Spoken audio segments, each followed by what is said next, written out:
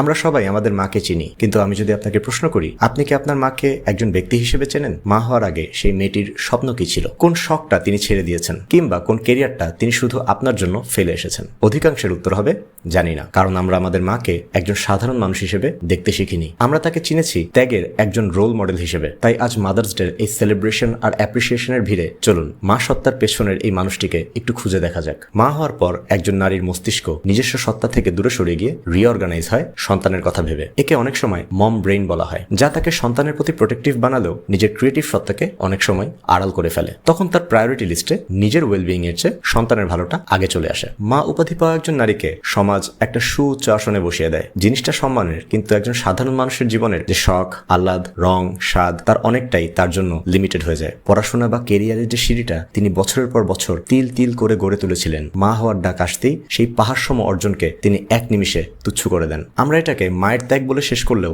Psychologically এটা ওনার জন্য একটা বড় আইডেন্টিটি লস। তবে সন্তানের প্রশ্নে হয়তো প্রতিটা মাই এগ্রি করবেন যে the sacrifice was worth it. যে পরিচয়টা উনি হারিয়েছেন তা কখনো কখনো কষ্ট দিলেও সন্তানের মুখের দিকে তাকালে সেই মায়ের পরিচয়টাই তিনি প্রতিবার বেছে নেবেন। সেজন্য উনি যে কোনো স্যাক্রিফাইস করতেও প্রস্তুত। আর এখানেই একটা টুইস্ট, কিন্তু সাইকোলজি বলে যে মানুষটা স্যাক্রিফাইস করে সে অবচেতন মনে অপরপক্ষকে ঋণী করে রাখে। Paradox of sacrifice. এটা ইন্টেনশনাল না, কিন্তু ইভেনচুয়ালি একজন মা যখন তার সন্তানদেরকে বলেন তোদের জন্য আমি সব ছেড়েছি, তখন সেটা সন্তানের মনে একটা চিরস্থায়ী মোরাল ডেট হিসেবে রয়ে যায়, যেটা সন্তান কখনোই শোধ করতে পারে না। আর একজন মা যখন সমাজ বা পরিবারের কাছ থেকে পর্যাপ্ত সাপোর্ট না পান, তখন সেই ফ্রাস্ট্রেশন বা একাকিত্ব অনেক সময় তার ব্যবহারে ফুটে ওঠে। আর বাচ্চাদের সাথে একটু রুড়ো হলেই বড়দের জাজমেন্টে তিনি একজন ব্যাড মম হয়ে যান। অথচ কেউ বুঝতে চায় না যে এটা তার খারাপ স্বভাব না, বরং তার হাহাকার, অথবা তার নিজের মায়ের কাছ থেকে পাওয়া কোনো ট্রমা বা কষ্ট যা তিনি আজীবন বয়ে বেড়াচ্ছেন, কিন্তু তিনি কখনো বলেননি আর কেউ কখনো জানতেও চায়নি। তাই এই জেনারেশনাল ট্রমা এক প্রজন্ম থেকে অন্য প্রজন্মে প্রবাহিত হয়। সমাধান দূরে থাক,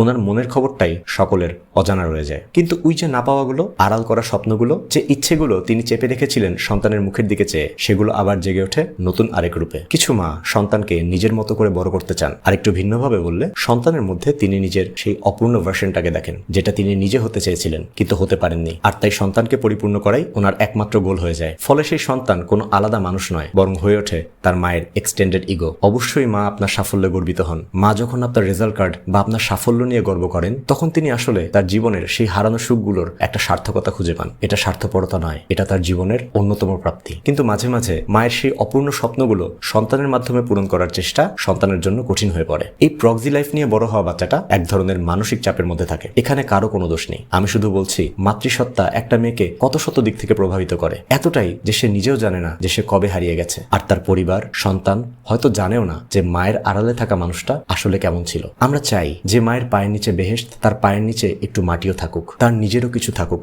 সন্তানই তার ভালো থাকার একমাত্র অবলম্বন না হোক, কারণ সন্তানেরা হয়তো সবসময় কাছে থাকবে না। মানবতার সুউচ্চ আসনে থাকা মায়ের একটা নিজের পরিচয়ও হোক, তাদের ভুল করার অধিকার থাকুক, তাদের নিজের জন্য স্বপ্ন দেখার সুযোগ থাকুক। কারণ ত্যাগের মহিমা শুনতে ভালো লাগলেও মা হওয়ার পাশাপাশি তিনিও তো একজন মানুষ। আর আজ সেই মানুষটিকে যদি চিনে নিতে পারেন, তাহলে সেটি হবে আপনার পক্ষ থেকে তার জন্য সেরা উপহার।